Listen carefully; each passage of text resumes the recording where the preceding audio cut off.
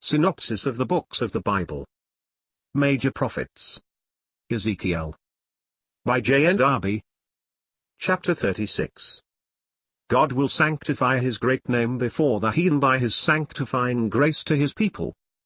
Ezekiel 36 continues the same subject with reference to the blessing of Israel.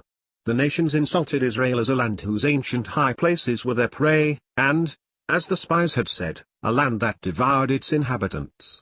God takes occasion from this to show that he favors his people, and Jehovah declares that he will restore peace and prosperity to the land and take away their reproach. Israel had defiled the land and profaned the name of Jehovah, and Jehovah had scattered them among the heathen.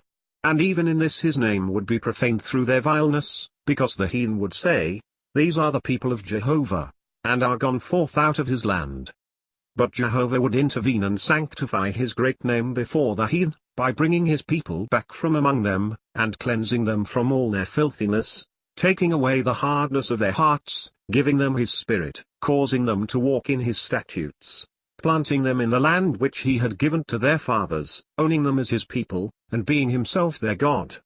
The reproach that the land devoured its inhabitants would then be evidently without foundation. God would multiply earthly blessings to his people. Jehovah's work should be evident to all men. The necessity for new birth should not have surprised Nicodemus.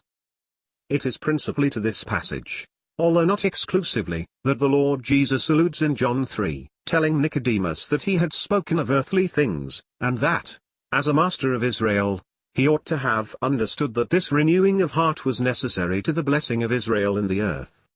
The truth of this, with regard to a Jew, ought not to surprise him, since it was a work of sovereignty in whomsoever should be born of God, and if Nicodemus did not understand the declaration of the prophets, with respect to the necessity of being born again for Israel's enjoyment of earthly things, how could he understand if Jesus spoke to him of heavenly things, for the introduction of which the death of the Son of Man, his rejection by the Jews, was absolutely necessary? Israel is a nation responsible to Jehovah. We may remark that this prophet speaks of the dealings of God with respect to Israel as a nation responsible to Jehovah, and never says anything of the first coming of Christ or of Israel's responsibility with regard to him. This took place under the dominion of the Gentiles.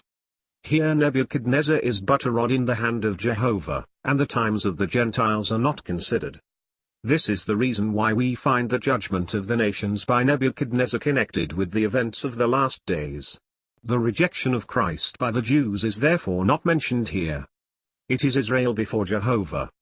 This remark is important in order to understand Ezekiel, see preceding note.